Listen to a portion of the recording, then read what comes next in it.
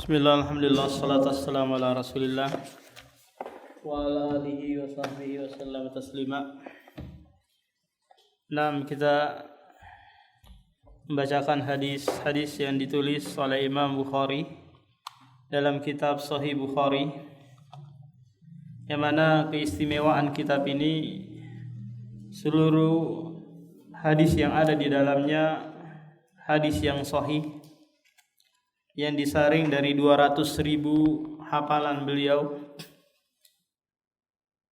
Kemudian di setiap hadis dibawakan bab, karena itu adalah fikhuhu, pemahaman beliau terhadap hadis yang ada.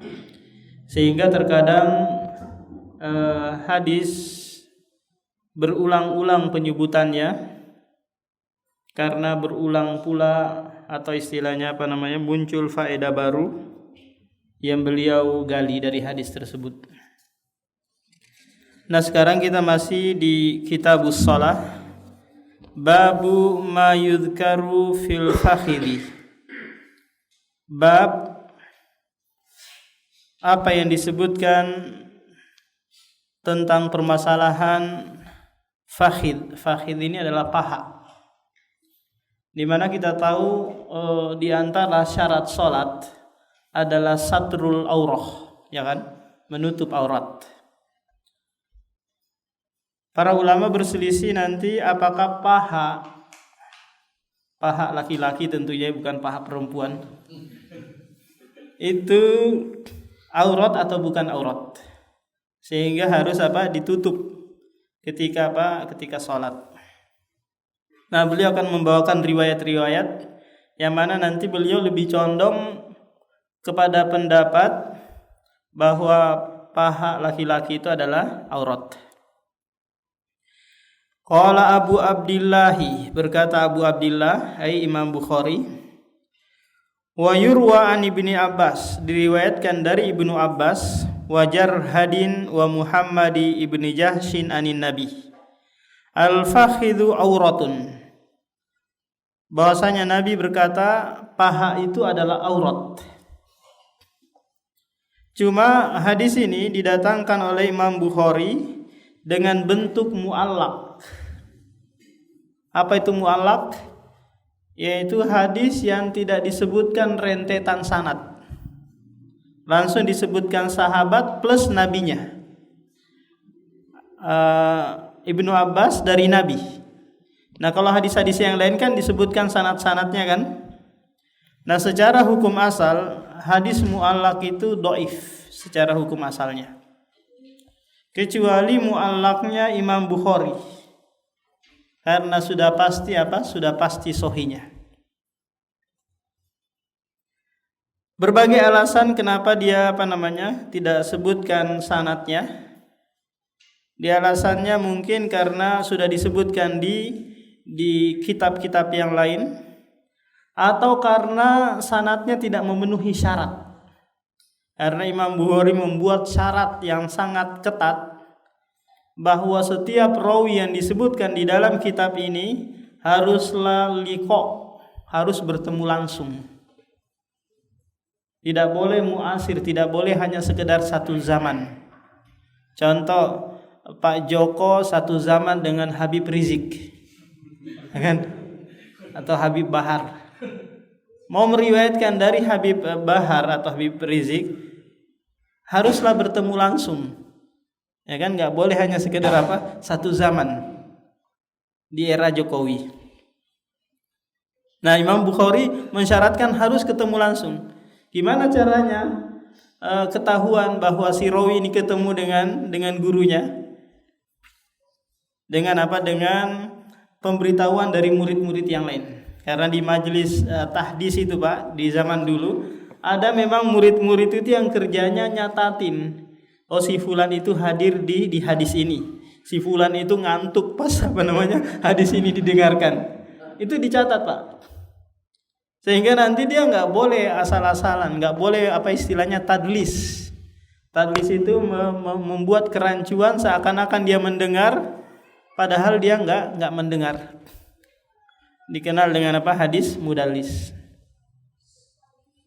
Jadi sangat-sangat sangat teliti dalam periwayatan hadis.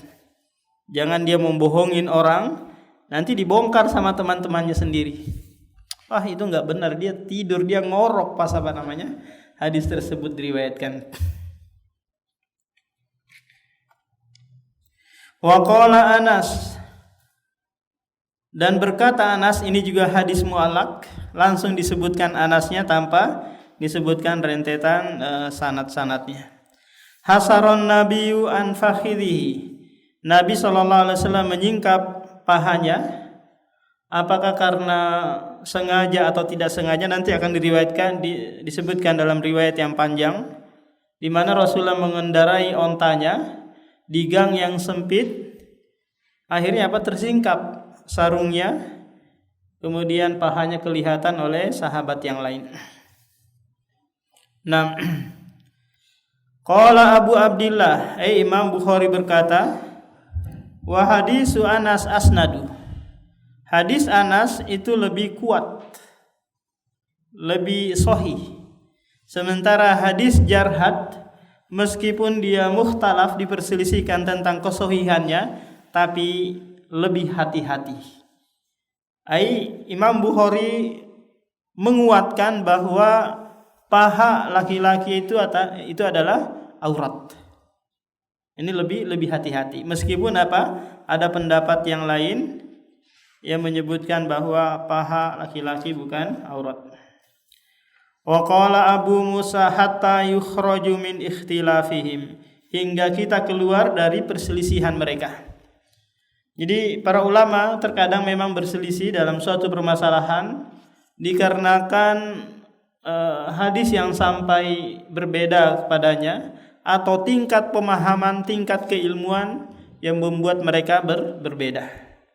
Sehingga ada istilah qawaidul fiqhiyah yang berbunyi bahwa al-khuruju minal khilaf aula, keluar dari permasalahan mereka lebih baik.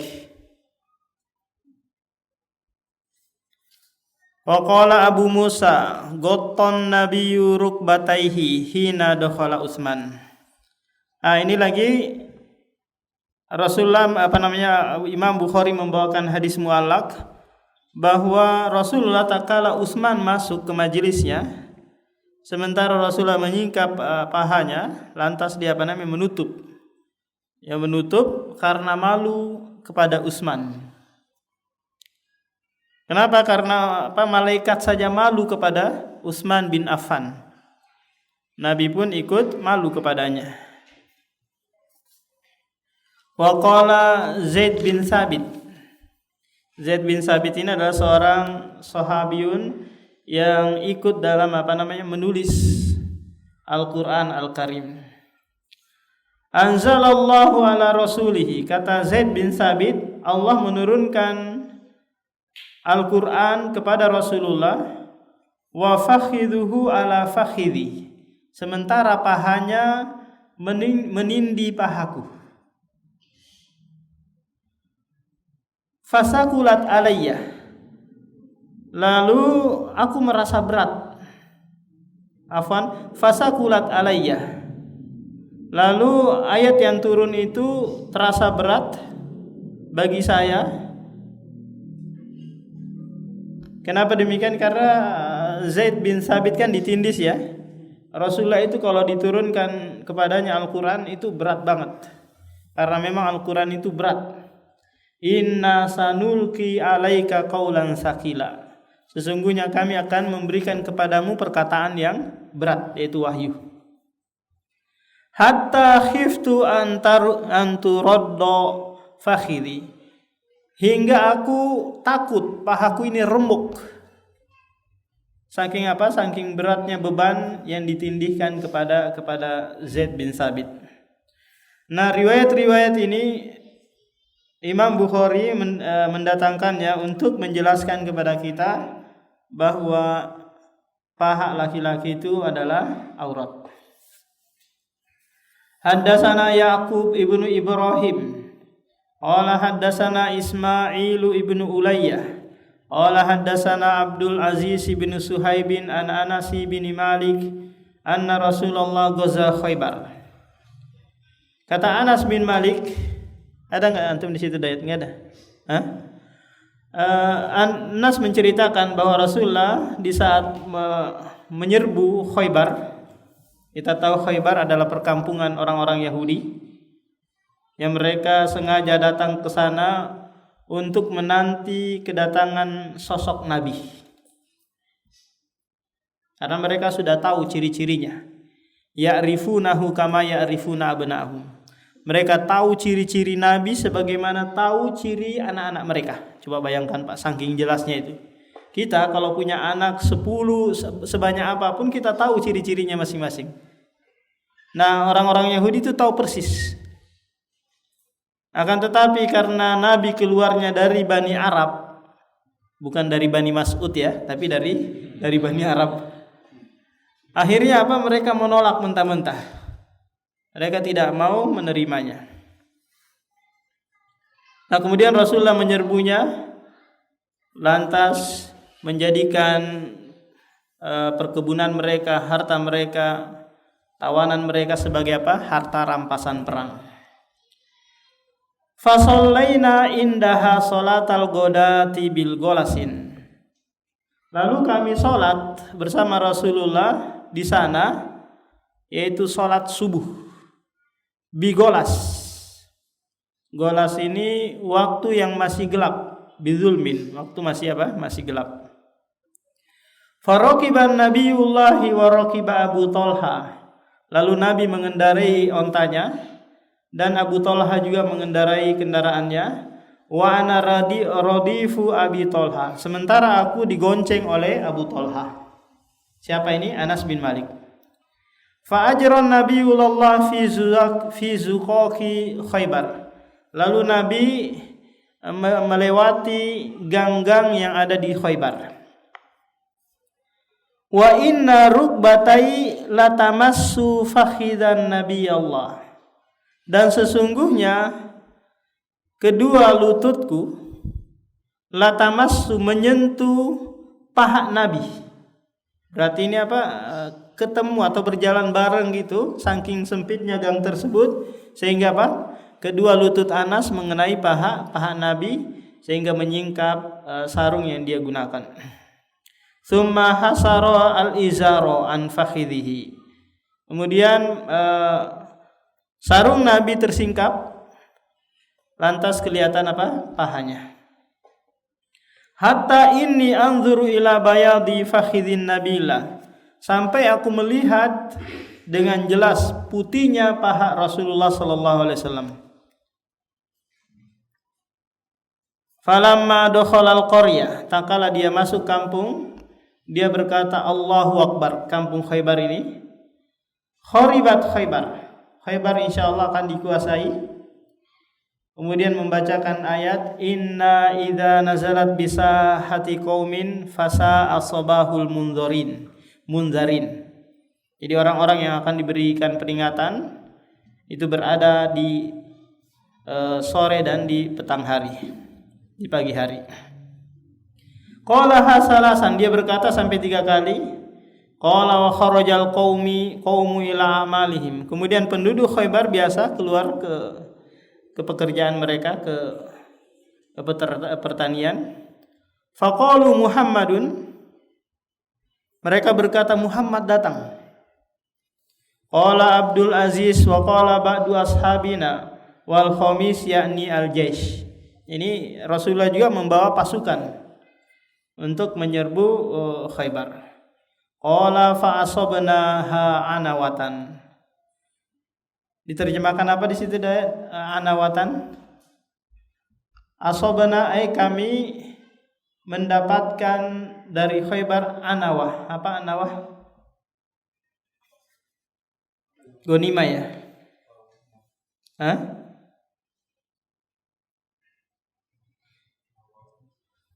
Nanti sabiyu baru tawanan. Fajumi'a sabiyu, lalu dikumpulkan para tawanan.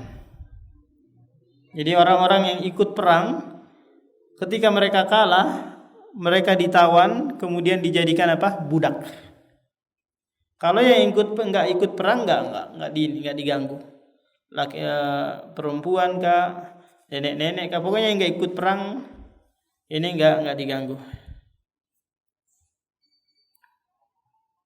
Faja'a Dihyatul Kalbi. Kemudian Dihyatul Kalbi, seorang sahabat, datang kepada Rasulullah di saat Rasulullah mengumpulkan gonima-gonima perang Khaybar.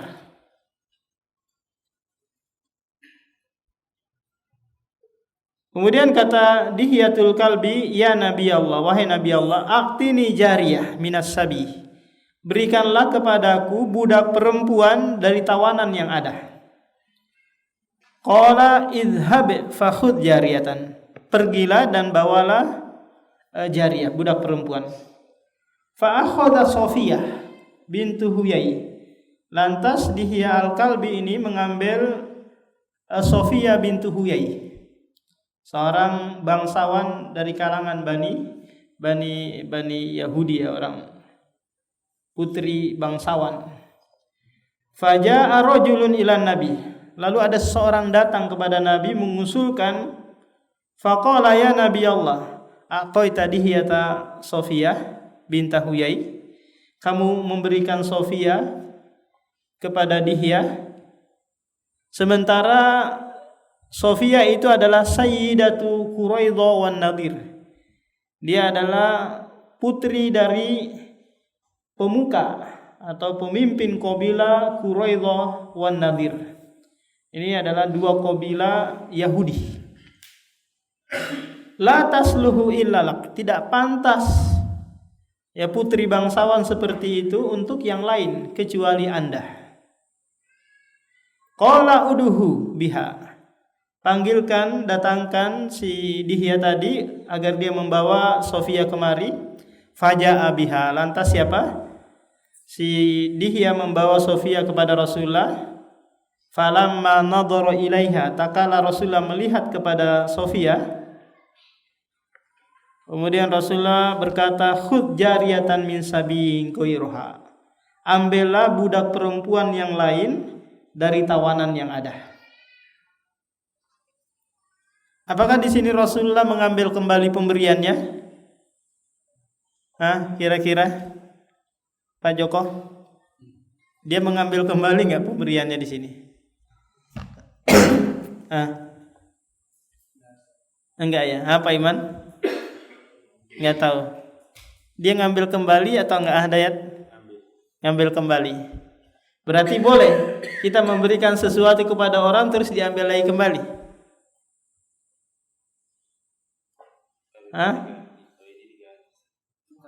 Ditukar. Tawanan ini kan bukan milik Rasulullah kan? Ya kan? Ini milik bersama. Cuma Rasulullah yang mengatur.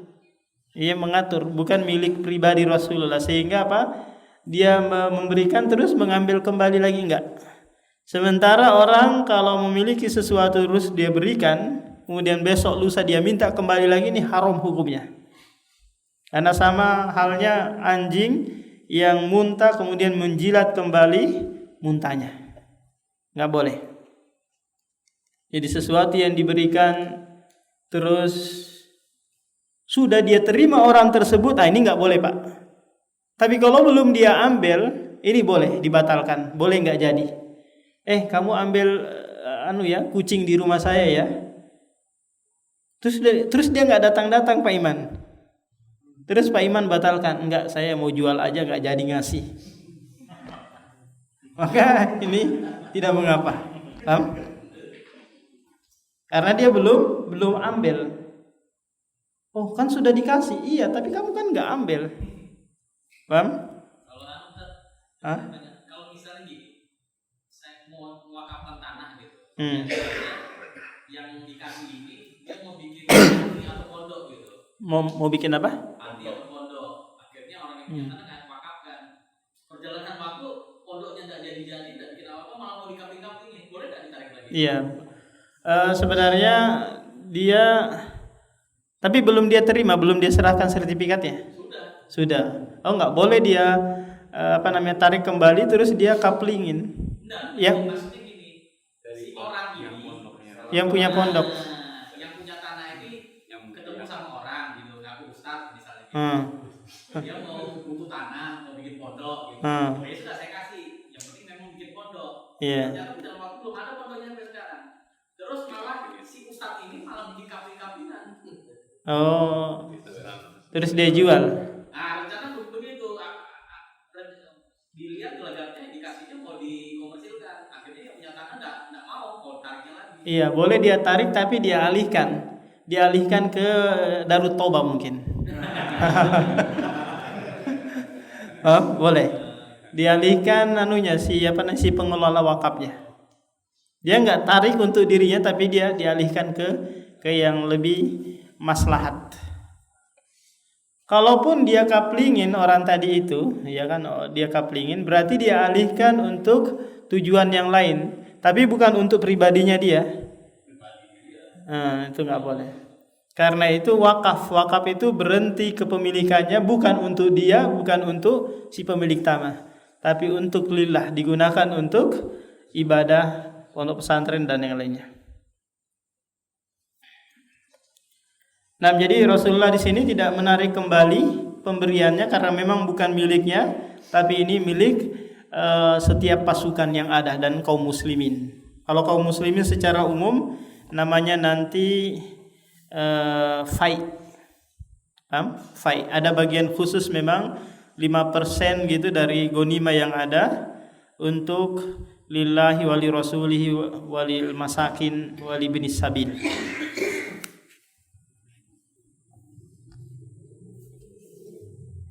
Kemudian kata qala fa'ataqahan nabiyyu. Lalu Nabi sallallahu alaihi wasallam menjadikan Sofia tadi sebagai miliknya. Karena Rasulullah kan punya hak juga dari tawanan perang yang ada kan. Kemudian setelah itu fa'ataqaha, lalu dia membebaskannya. Wa tazawwajaha, dan dia menikahinya dengan mahar itu tadi, pembebasan diri Sofia. Faqala lahu Sabit. Lalu Sabit berkata, "Ya Aba Hamzah." Aba Hamzah ini adalah kunyah dari Anas bin Malik. "Ma asdaqaha." Apa mahar untuk Sofia? Karena ini adalah hak yang harus diterima oleh si perempuan yang mau menikah, yang mau dipinang. Dia nanti yang menentukan maharnya berapa. Mau bacaan Al-Fatihah saja kah? Mau seperangkat alat sholat, dia yang menentukan, bukan orang tuanya. Bukan apa-apa, orang tuanya, dia yang menentukan. Karena nanti ini berkaitan erat kalau sekiranya dia khulu, minta cerai kepada suaminya. Ini kan dia kembalikan lagi. Meskipun istri kita 1000 kali dalam sehari diminta cerai, tapi enggak kembalikan mahar yang dulu pernah kita berikan, itu enggak diterima. Saya cerai aja Mas, saya minta cerai, enggak dianggap. Harus dia kembalikan mahar yang dia pernah dia terima. Kalau sekiranya habis Ustaz, nanti suaminya kalau mengatakan kima aja, diuangkan saja, saya akan terima, yang penting kembalikan. Barulah khulu'nya jatuh. Qala nafsaha, dirinya yang menjadi apa? Menjadi maharnya, yaitu takala dia dibebaskan. Ataqaha wa tazawwajaha hatta idza kana bitariqi jahazata lahu Ummu Sulaim. Hingga apabila Rasulullah sudah berada di jalan menuju pulang Madinah, Ummu Sulaim mempersiapkan segala perlengkapan untuk acara walimah. Fa'ahdahat lahu minal laili fa asbahan nabiyyu arusan. Kemudian di pagi harinya Rasulullah membuat acara kecil-kecilan, namanya walimatul urs, yang tujuannya untuk apa? Untuk iklan, mengumumkan. Apakah itu dengan ada yang dihidangkan atau enggak ada yang dihidangkan? untuk menutup celah adanya fitnah. Karena Rasulullah takal di malam hari bicara dengan perempuan gitu, ya ini nanti Sofia bintu Huyai ini. Lantas ada 2 orang pemuda berjalan melihat Rasulullah dengan perempuan gitu, dia tergesa-gesa jalannya, terburu-buru. Akhirnya Rasulullah memanggil, sini. Ini Sofia bintu Huyai, istri saya. Paham? Bukan orang lain, bukan wanita yang bukan mahram saya, ini istri saya. Agar apa? Agar kedua pemuda ini tidak dibarengi dengan syaitan menuduh bahwa Rasulullah ikhtilat dan seterusnya. Jadi itu pentingnya apa, Pak? Pentingnya walimatul urs. Gimana kalau sekiranya online atau dengan media sosial saja? Dengan nyebar share sana share sini ya boleh juga. Hah? Iya, pakai Zoom. Tapi makanannya nggak bisa di Zoom kan? Harus datang. Faqala man kana indahu syai'un falyaji bih. Lantas Rasulullah membuka donasi berupa makanan jadi. Untuk apa? Untuk acara pernikahannya. Nah, Rasulullah lagi agak susah ini, kesulitan. Akhirnya membuka kesempatan bagi sahabat untuk apa? Bersedekah. Tujuannya bukan untuk dia, tapi untuk dimakan bersama. Man kana indahu syai'un falyaji bih. Barang siapa yang punya sesuatu, apakah makanan atau yang lainnya, hendaknya didatangkan. Wa basata nito'an, lantas dibentangkan apa nito'an di situ? Karpet kah? Alas makan. Faja'ala ar-rajulu yaji'u bitamr. Lalu ada yang membawa korma, ada yang membawa samin. Samin ini tepung campur kuah daging. Qala ada juga yang membawa sawik. Fakanat walimatu Rasulullah, dan itu adalah walimah Rasulullah sallallahu alaihi wasallam. Jadi kalau kita sekarang ini apa? Wade lah istilahnya ya. Onde-onde enggak ada dagingnya. Enggak ada karinya dan yang lainnya. Mungkin diviralkan kalau ada acara pernikahan seperti ini ya. Di video kemudian disebarkan. Saya sudah amplopnya 50.000, masa onde-onde disiapkan. Nah, nggak setimpal. Nah, jadi bab ini, kesimpulan dari bab ini bahwa dari riwayat-riwayat yang ada menunjukkan bahwa paha laki-laki itu adalah aurat. Adapun hadis Anas yang panjang ini karena ketidaksengajaan Rasulullah menyingkap apa? Pahanya. Karena gangnya sempit kemudian tersingkap sarungnya, lantas pahanya kelihatan. Babu fi kam tusallil mar'atu fi siyabi. Bab berapa helai pakaiankah yang dipakai perempuan di saat sholat. Kita tahu bahwa perempuan itu seluruhnya aurat, jasadnya, tubuhnya, kecuali telapak tangan dan wajahnya. Wa qala Ikrimah law warat jasadaha fi saubin la ajaztuhu. Kata Ikrimah, seandainya tubuh perempuan itu tertutupi dengan sehelai pakaian, maka aku membolehkannya. Tapi tentunya dengan syarat-syarat pakaiannya tidak transparan, sehingga memakai sehelai tidak tidak kelihatan bagi laki-laki. Dan tubuhnya juga tidak membentuk gitu ya, yang membuat laki-laki ini berhasrat. Nah, di 2 lapis 3 lapis lebih aula, lebih utama. Qala al-Imamul Bukhari haddatsana Abul Yaman qala akhbarana Syu'aibun an Zuhri qala akhbarani Urwah bin Zubair ibnul Awwam anna Aisyah qalat.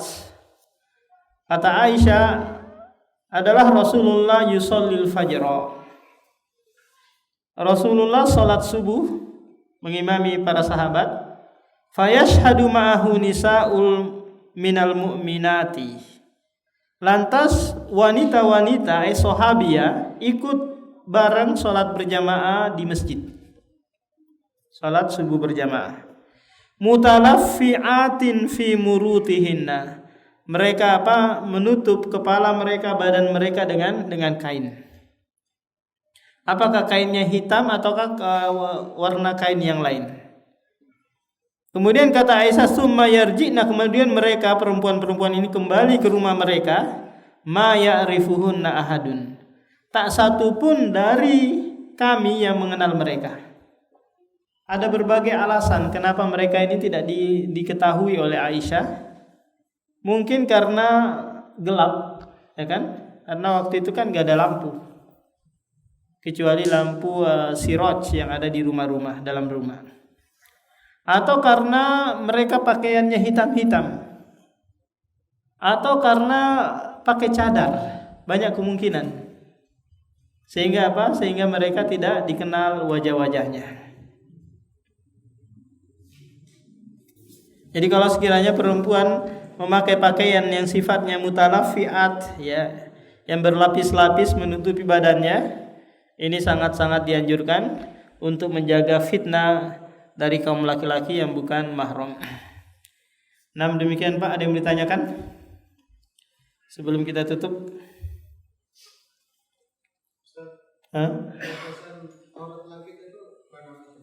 Oh ya, rukbah antara lutut sampai ke pusar. Iya ini. Kalau pakaian ihram itu kan kelihatan Pak bagian atasnya kan? Bagian atas pusar itu ini bukan aurat. Tapi ada sesuatu yang ini di pundak, diselandangkan.